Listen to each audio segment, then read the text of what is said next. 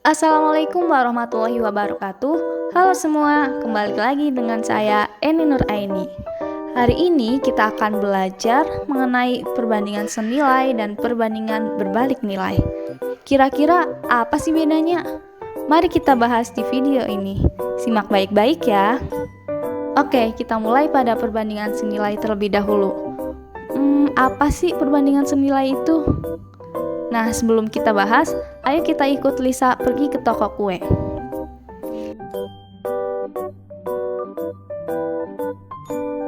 Lisa akan membeli 5 buah kue. Harga satu kuenya itu Rp6.000. Harga 2 kue Rp12.000. Harga 3 kue Rp18.000. Nah, jika Lisa akan membeli 5 buah kue, berapa harganya? Apakah lebih mahal atau lebih murah ya? Nah, pasti teman-teman sudah ada yang tahu jawabannya, bukan? Tapi di sini kita sajikan dalam tabel supaya enak membandingkannya. Oke. Perbandingannya yaitu banyak kue dengan harga kue. Harga satu kue Rp6.000, harga 2 kue Rp12.000, 3 kue Rp18.000. Nah, 5 kue itu X. Kenapa X?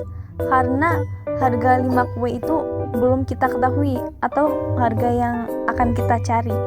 Jadi di sini saya gunakan variabel X. Nah, untuk menentukan nilai X yaitu 1/5 sama dengan 6.000 per X, dimana 1/5 satunya itu merupakan banyak kue yang diketahui dan 5 merupakan banyak kue yang belum diketahui atau yang akan ditanyakan. Kak, kalau misalkan 2/5 boleh nggak? Nah, boleh ya teman-teman. Jadi misalkan 2/5 itu berarti 2/5 sama dengan Rp12.000 per X. Nah, karena di sini saya gunakan 1/5, berarti satu harga banyak kuenya itu satu harganya 6.000.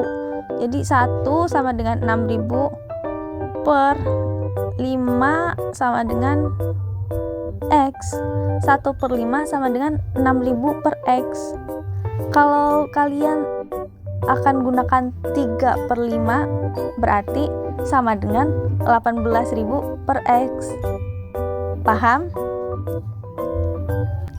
Nah, selanjutnya itu kita kalikan silang. 1 dikali X sama dengan 5 dikali 6.000. 1 kali X itu X, 5 dikali 6.000 itu Rp30.000. Jadi untuk harga 5 kue itu Rp30.000. Oke. Karena harganya Rp30.000, maka harganya itu semakin naik dari harga sebelumnya. Yang harga 4 kue 3 kue Rp18.000, 5 kuenya itu Rp30.000. Nah, kira-kira informasi apa ya yang kita dapat dari peristiwa tersebut? Nah, ternyata semakin banyak barang yang kita beli, maka semakin banyak pula uang yang harus kita keluarkan. Agar lebih paham, mari kita lihat ilustrasi selanjutnya. Sebuah mobil menghabiskan 3 liter bensin untuk menempuh jarak 45 km. Jika mobil akan menempuh jarak 135 km, berapa bensin yang diperlukan? Nah, di sini kita sajikan tabel di mana perbandingannya itu ada jarak dan bensin. Jarak 45 km menghabiskan bensin 3 liter, sedangkan jarak 135 km kita gunakan X karena bensin yang diperlukannya itu belum kita ketahui. Jadi kita gunakan variabel X. Nah, untuk menentukan variabel nilai X-nya itu yaitu 45 per 135 sama dengan 3 per X. Di sini kita kalikan silang yaitu 45 dikali X sama dengan 135 dikali 3. 45 dikali X itu 45X, 135 dikali 3 itu 405. Nah, selanjutnya masing-masing sisi di ruas kanan dan ruas kiri kita bagi dengan 45, sehingga 45x dibagi 45 itu x, 405 dibagi 45 itu 9.